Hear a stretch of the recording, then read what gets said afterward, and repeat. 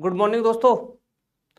स्वागत है आप सभी का एक बार फिर से LNIAS के हिंदी यूट्यूब चैनल पर। और दोस्तों हमारी जो सीरीज चल रही है कंप्लीट रिवीजन इन 30 डेज सीरीज में, जिसके अंतर्गत दोस्तों आज हम डिस्कस करने वाले हैं भारत में जैव विविधता, बायोडाइवर्सिटी इन इंडिया। दोस्तों बहुत ही इंपॉर्टेंट टॉपिक है, यूपीएससी लगभग हर साल यहाँ से सवाल पूछता है। और इसको दोस्तों जो बायोडाइवर्सिटी इन इंडिया है इसको हम दो पार्ट में पढ़ेंगे, जिसका पार्ट 1 हम आज पढ़ेंगे और पार्ट 2 जो है दोस्तों मंडे को पढ़ेंगे। तो देखिए दोस्तों स्टार्ट करते हैं भारत में जैव विविधता को यूपीएससी में पूछे गए एक क्वेश्चन के साथ। यूपीएससी प्रीलिम्स 2019 में एक सवाल पूछा गया था, देखिए क्या पूछा है। निम्नलिखित कथनों पर विचार कीजिए। पहला स्टेटमेंट है एशियाई शेर प्राकृतिक रूप से सिर्फ भारत में पाया जाता है। दूसरा स्टेटमेंट है दो कुबड़ वाला ऊंट प्राकृतिक रूप से सिर्फ भारत में पाया जाता है। तीसरा स्टेटमेंट है एक सींग वाला गैंडा जो होता है वो प्राकृतिक रूप से सिर्फ भारत में पाया जाता है। तो दोस्तों इसका जो आंसर है, जो यूपीएससी ने माना था केवल एक, क्योंकि दोस्तों एशियाई जो शेर है ना, ये तो ठीक है, सही स्टेटमेंट है कि सिर्फ भारत में ही पाया जाता है। बाकी दोस्तों जो ये दो कुबड़ वाला ऊंट है, एक सींग वाला गैंडा है, ये भारत से अन्यत्र भी पाए जाते हैं, इसलिए दोनों स्टेटमेंट गलत थे। गुड मॉर्निंग हर्ष आर्या। अब दोस्तों देखिए एक सवाल, अभ्यास प्रश्न देखिए एक, क्या कह रहा है, निम्नलिखित कथनों पर विचार कीजिए। जैव विविधता हॉटस्पॉट, जैव विविधता हॉटस्पॉट की बात कर रहा है, केवल उष्णकटिबंधीय क्षेत्र में अवस्थित है। ठीक है। दूसरा कह रहा है गर्म और आर्द्र होने के कारण उष्णकटिबंधीय क्षेत्र में सर्वाधिक जैव विविधता मिलती है, उष्णकटिबंधीय क्षेत्र में, और भूमध्य रेखा से ध्रुवों की ओर जाने पर जैव विविधता घटती जाती है। अब दोस्तों अब देखोगे ये जो सवाल है ना हॉटस्पॉट से रिलेटेड है। अब हॉटस्पॉट क्या होता है, भारत में जैव विविधता की क्या स्थिति है, ये हम आज की क्लास में डिस्कस करने वाले हैं। तो इसमें दोस्तों जो पहला स्टेटमेंट है ये तो गलत है, क्योंकि दोस्तों उष्णकटिबंधीय में नहीं, ये उपोष्णकटिबंधीय जो क्षेत्र है वहां पर भी हॉटस्पॉट होते हैं। हाँ, दूसरा वाला स्टेटमेंट ठीक है दोस्तों, तो इसका आंसर हो जाएगा केवल 2। अब देखिए दोस्तों हम बात करेंगे आज भारत में जैव विविधता कि भारत में जैव विविधता की स्थिति क्या है।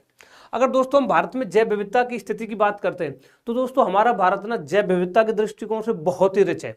हमारे यहाँ पर विविधता के रूप में चाहे कोई सी विविधता हो दोस्तों, कल्चरल डाइवर्सिटी देख लीजिए, सांस्कृतिक विविधता भी उतनी पाई जाती है, जीव जंतुओं की विविधता देख लीजिए, पर्यावरणीय जो जैव विविधता है वो भी उतनी पाई जाती है।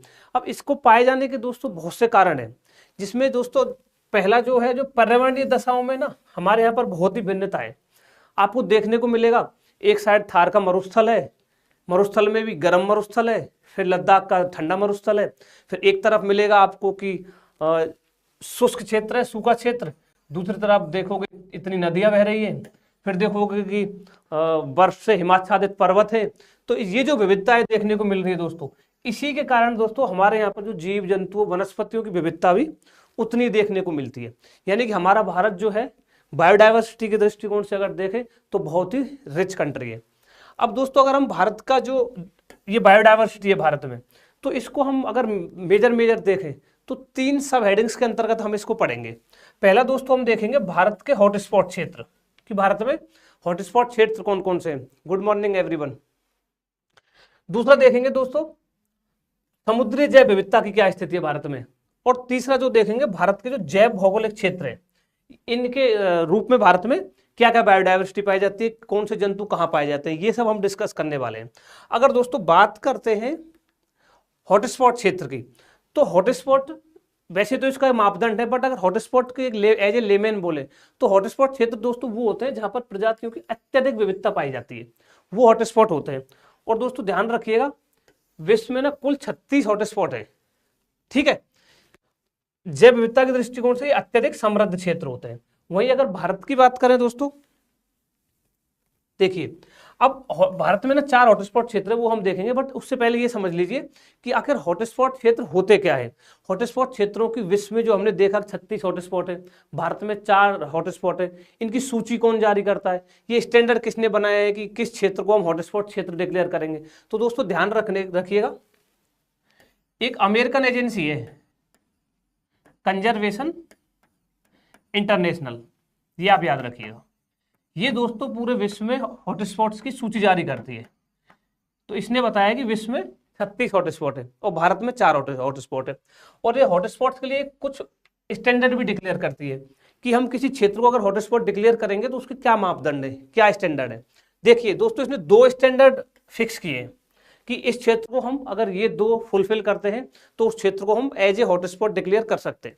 पहला देखिएगा दोस्तों, इस क्षेत्र में ना, जिस क्षेत्र को हम हॉटस्पॉट डिक्लेयर कर रहे हैं उसमें ये बहुत ही इंपॉर्टेंट फैक्टर याद रखना, 1500 से अधिक स्थानिक एंडेमिक संवहनीय पौधों की प्रजातियां होनी चाहिए। अब यहाँ पर 2-3 चीजें देखना। पहला तो ये बोल रहा है कि स्थानिक। अब स्थानिक का मतलब क्या होता है दोस्तों? दोस्तों स्थानिक का मतलब है कि जो भी कोई प्रजाति है ना, वो एक निश्चित भौगोलिक क्षेत्र में ही पाई जाती है, उससे अन्यत्र वो कहीं नहीं पाई जाती है। इसको एक से एक एग्जाम्पल से समझो। जैसे एक पादप है घटपर्णी, घटपर्णी पिचर प्लांट बोलते हैं इसको। ये दोस्तों केवल मेघालय में पाया जाता है।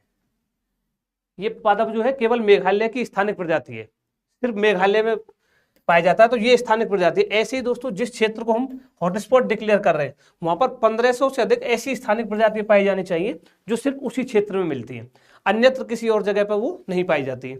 दूसरा दोस्तों इसमें है कि ये जो पौधे हैं ना, संवहनीय पौधे होने चाहिए। अब वेस्कुलर प्लांट्स होने चाहिए। वेस्कुलर प्लांट्स वैसे तो बॉटनी का कॉन्सेप्ट है, बट दोस्तों वेस्कुलर प्लांट किसको कहते हैं? जिसमें जाइलम और फिलोएम होते हैं ना, जाइलम एंड फिलोएम, वो दोस्तों जिनमें रहते हैं वो वेस्कुलर प्लांट्स होते हैं। इतना से याद रख लीजिए बस। दूसरा जो इसका पॉइंट है दोस्तों वो है कि इसकी अब ये जो क्षेत्र है जब 1500 से अधिक स्थानिक संवहनीय पादप पाए जा रहे हैं, उस क्षेत्र की जो बायोडाइवर्सिटी है, उसकी जो डाइवर्सिटी है, इसको जो प्राथमिक वनस्पति है, उनका 70% का, ध्यान रखिएगा, ये 70% का क्षय हो चुका हो, लॉस हो चुका हो, यानी वो वनस्पति नष्ट हो चुकी हो, तो उस क्षेत्र को एज ए हॉटस्पॉट डिक्लेयर किया जाएगा। ठीक है, आया समझ में ये? अब देखिए दोस्तों, अगर हम बात करते हैं भारत के हॉटस्पॉट की, तो भारत में कुल 4 हॉटस्पॉट क्षेत्र हैं। कौन कौन से 4? देखिए, पहला है दोस्तों इंडो बर्मा रीजन, ये भारत में हॉटस्पॉट है।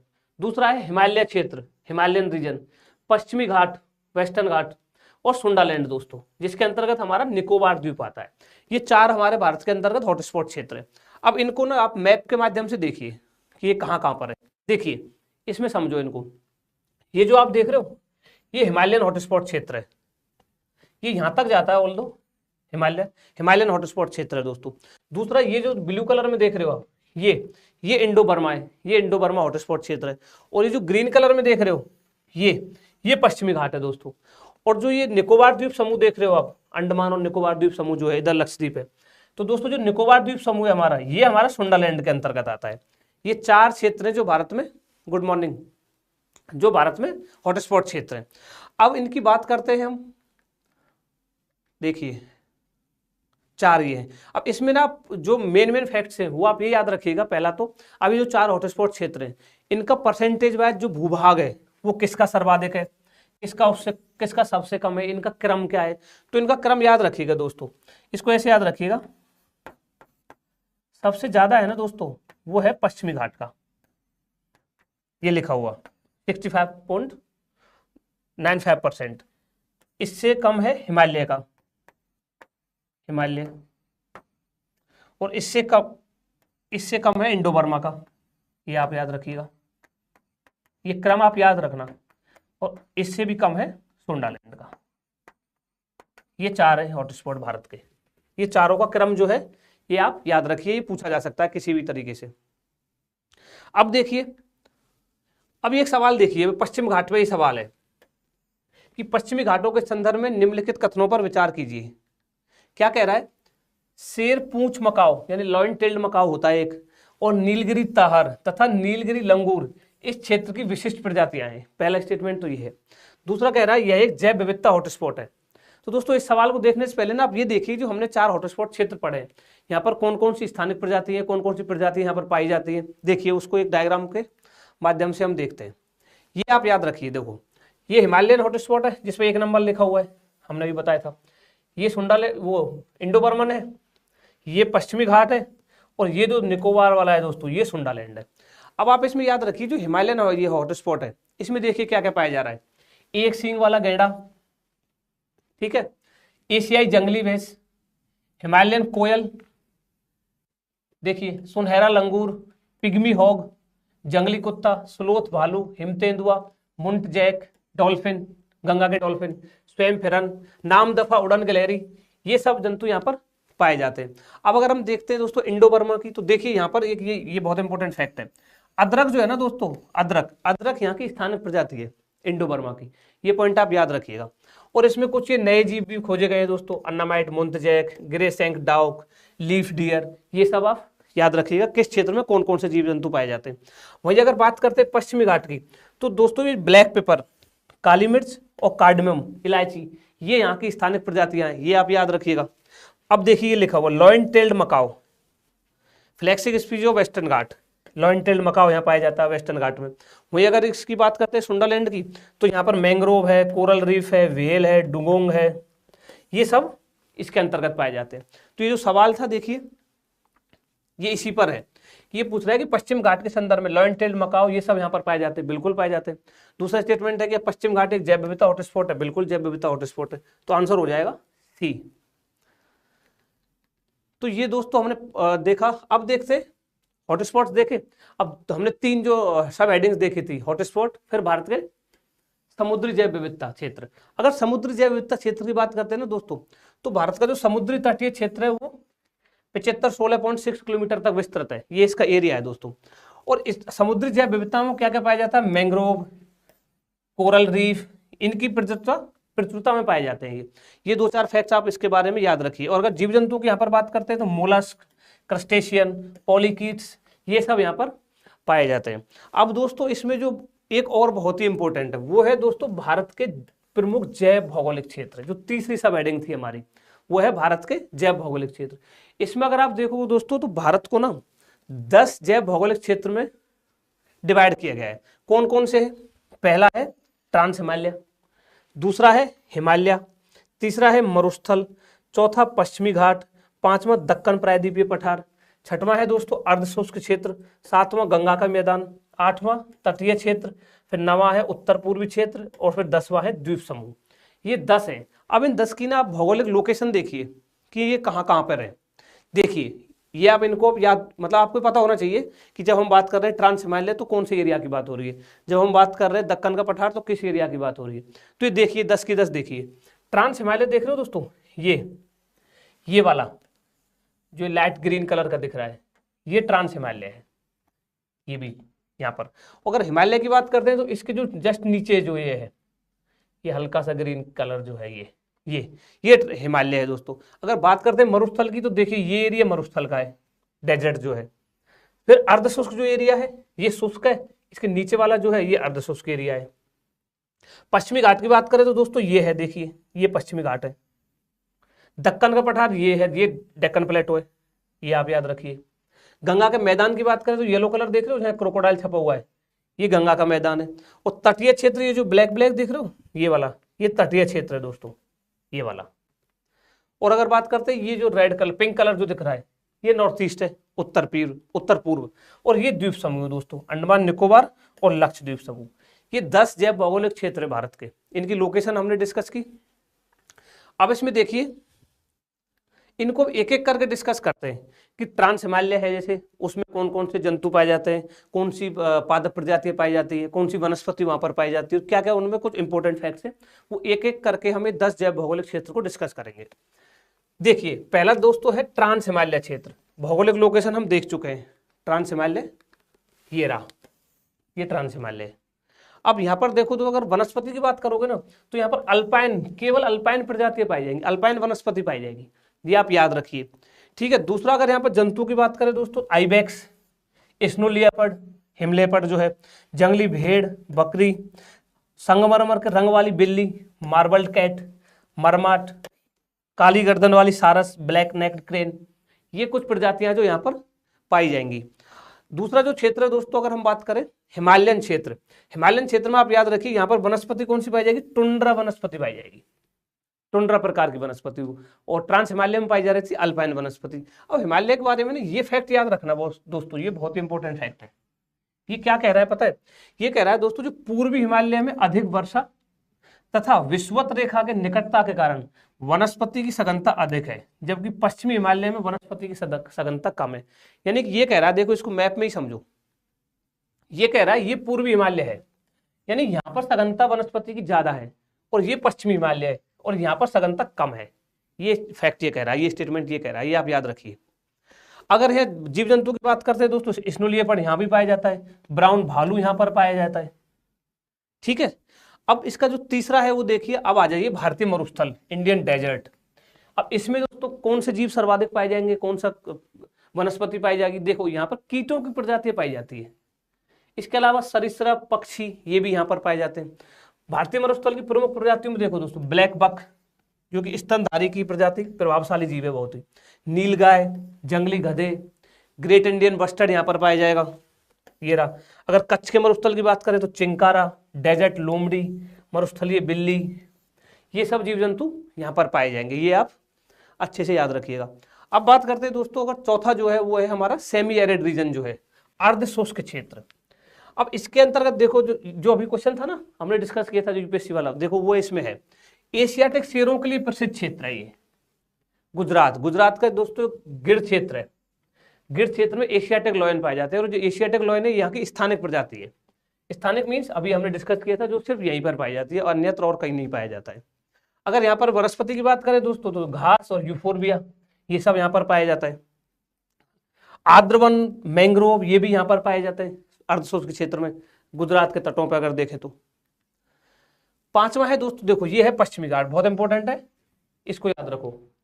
भारत का दोस्तों अत्यधिक जैव विविधता वाला क्षेत्र है, हॉटस्पॉट के रूप में जो सूचीबद्ध जो है वेस्टर्न घाट। यहाँ पर शुष्क पर्णपाती और सदाबहार दोनों वन पाए जाते हैं, ये भी आप याद रखिएगा। और देखिए अब इसके जो जीव जंतु है ना, इसमें जो जंतु की क्या क्या प्रजातियां पाई जाती हैं वो इंपॉर्टेंट है। देखो ये लिखा हुआ है दोस्तों यहाँ पर, नीलगिरी लंगूर अभी वहां डिस्कस किया था, शेर, मालाबार ग्रे हॉर्नबिल,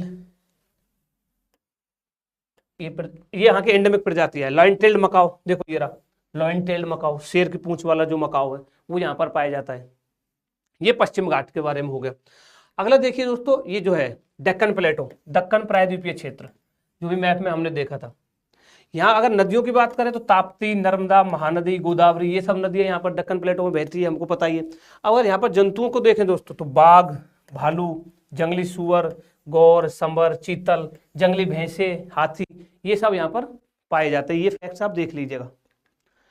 अब बात करते हैं दोस्तों गंगा के मैदानी क्षेत्र की। अगर तो गंगा का जो मैदानी क्षेत्र है दोस्तों, उर्वरता ना यहाँ पर सर्वाधिक पाई जाती है गंगा के मैदानी क्षेत्र में, इसलिए इसको ना 4 भागों में बांटा है, भावर, तराई, बांगर, खादर, ये ज्योग्राफी में आपने पढ़े होंगे। ठीक है, यहाँ अगर हम बात करते हैं दोस्तों जंतुओं की, तो देखो हाथी, ब्लैक बक, भारतीय गैंडा, इंडियन राइनोसोर्स, घड़ियाल, ये सब यहाँ पर पाए जाते हैं। कछुए, ये यहाँ की मुख्य प्रजातियां हैं। अब 8वां है दोस्तों, इसमें कोस्टल रीजन जो है भारत का, तटीय क्षेत्र। अब तटीय क्षेत्र में क्या क्या पाया जाता है, देखिए दोस्तों, डॉल्फिन, यहाँ की जो मेन प्रजाति है, घड़ियाल, ड्यूगोंग। और दोस्तों जंतुओं को जो हम पढ़ रहे हैं ना यहाँ पर, जिनके भी नाम आ रहे हैं, लॉयन टेल्ड मकाओ, ड्यूगोंग, घड़ियाल, डॉल्फिन, इनको कल जो हमारा क्लास होगी ना भारत में जैव विविधता पार्ट 2, उसके अंतर्गत हम इनको सबको देखेंगे कि इनका IUCN स्टेटस क्या है, इनका WPA एक्ट में क्या है, कौन सी अनुसूची में आते हैं, इनके किसका राज्य पशु है, कौन सा राज्य पशु है, कौन सा राज्य पक्षी है, ये सब हम कल के क्लास में डिस्कस करेंगे। यहाँ पर बस हम ब्रीफ में आपको ये बता रहे हैं कि भारत की जो जैव विविधता है उसको कैसे हम डिफाइन करते हैं, कहाँ कहाँ मिलती है। सुंदरबन दोस्तों यही तटीय क्षेत्रों में, रॉयल बंगाल टाइगर यहाँ की सबसे अधिक संख्या में पाया जाता है यहाँ पर। अगला देखिए दोस्तों, ये उत्तर पूर्व, नॉर्थ ईस्ट, ये भी बहुत रिच है दोस्तों जैव विविधता के दृष्टिकोण से। यहाँ पर कौन सी वनस्पति पाई जाती है, देखिए उष्णकटिबंधीय वनस्पतियों में अत्यधिक समृद्ध क्षेत्र है। सदाबहार और अर्ध सदाबहार वन, नरम पर्णपाती मानसूनी वन, ये भी यहाँ पर पाए जाते हैं। और दोस्तों ये यहाँ पर अगर देखो बांस, जैक फ्रूट, टूना, चेस्टनट, ये प्रचुर मात्रा में यहाँ पर पाए जाते हैं। Good morning, very good morning. अब दोस्तों ये है अगला भारतीय द्वीपीय क्षेत्र। अगर द्वीपीय क्षेत्रों की बात करें दोस्तों, अंडमान निकोबार द्वीप समूह है, लक्षद्वीप है, ये हमारे द्वीपीय समूह है, जहां पर भी विविधता की दृष्टिकोण से ये भी बहुत ही इंपॉर्टेंट है। यहाँ देखिए यहाँ पर बहेड़ा वृक्ष पाया जाता है, ये आप याद रखना, बहेड़ा वृक्ष पाया जाता है भारत के द्वीपीय क्षेत्र में। अब दोस्तों हमने भारत के हॉटस्पॉट्स देखे, समुद्र में जैव विविधता है उसको भी ब्रीफ में देखा, और भारत के जैव भौगोलिक क्षेत्र देखे जो 10 पार्ट में देखा गया है। इसके अलावा दोस्तों एक कॉन्सेप्ट और है, ये क्वेश्चन अभी देखेंगे, हॉट स्पॉट। अब हम जब हॉट स्पॉट पढ़ते हैं तो ये हॉट स्पॉट आता है, ये एक है hot spot, hot spot, hot spots, और ये है होप स्पॉट। तो दोनों सिमिलर से लगते हैं तो कंफ्यूजन होता है, तो मैंने सोचा ये भी आपको थोड़ा बता देते कि होप स्पॉट क्या है। दोस्तों होप स्पॉट जो है ये तो सागर का क्षेत्र होता है, महासागरीय क्षेत्र होता है, और जहां पर क्या करते हैं दोस्तों, जो समुद्री वनस्पति है, समुद्री जीव है, उनके संरक्षण के लिए एक क्षेत्र को चिन्हित कर देते हैं कि भाई ये होप स्पॉट है। जैसे हॉटस्पॉट घोषित कर रहा था कंजर्वेशन इंटरनेशनल, ऐसे ही होप स्पॉट भी डिक्लेयर कर देते हैं कि ये होप स्पॉट है जो कि समुद्र के अंतर्गत होता है। अब इसकी जो अवधारणा है ना दोस्तों, सबसे पहले 2009 में मिशन ब्लू के अंतर्गत की गई थी, और किसने की थी, डॉक्टर सल्विया अर्ल इसने की थी, और आईयूसीएन के साथ मिलकर इसने की थी। तो मिशन ब्लू के अंतर्गत आईयूसीएन के साथ मिलकर डॉक्टर सल्विया अर्ल ने ये दिया था होप स्पॉट, ये आप याद रखिएगा यहाँ पर। और दोस्तों हॉटस्पॉट 36 थे विश्व में, मुझे अगर होप स्पॉट की बात करें तो ये 76 है, ये नंबर आप याद रखना। वर्तमान में कुल 76 होप स्पॉट्स है। और भारत में अगर दोस्तों होप स्पॉट्स की बात करते हैं तो 2 क्षेत्र आते हैं हमारे, अंडमान और निकोबार द्वीप समूह तथा लक्षद्वीप, ये आप याद रखना, ये 2013 में जोड़े गए थे। तो हमने होप स्पॉट भी देख लिया और हॉट स्पॉट भी देख लिया। अब एक सवाल देखिए ये वाला, निम्नलिखित कथनों पर विचार कीजिए।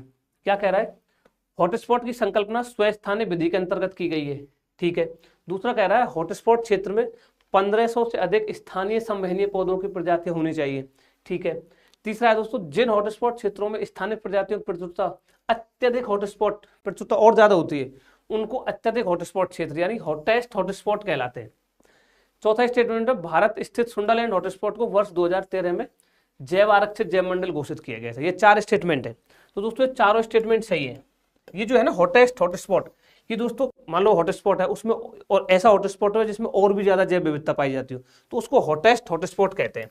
जैसे भारत का अगर देखें तो पश्चिमी घाट को जो है उसको हॉटेस्ट हॉटस्पॉट कहते हैं, याद रखना आप, पश्चिमी घाट को हॉटेस्ट हॉटस्पॉट कहते हैं। तो इसमें दोस्तों ये चारों कथन सही है। तो दोस्तों आज हमने भारत में जैव विविधता का पार्ट 1 जो है वो कंप्लीट किया। कल हम पार्ट 2 देखेंगे जिसमें हम विभिन्न जीवों को उन सब पर डिस्कस करेंगे। तो आज की क्लास को यही विराम देते हैं, और आप लोग अपना रिवीजन करते रहिए दोस्तों कंटिन्यू, क्योंकि revision is the key to crack this exam. Stay healthy, stay happy. Thank you.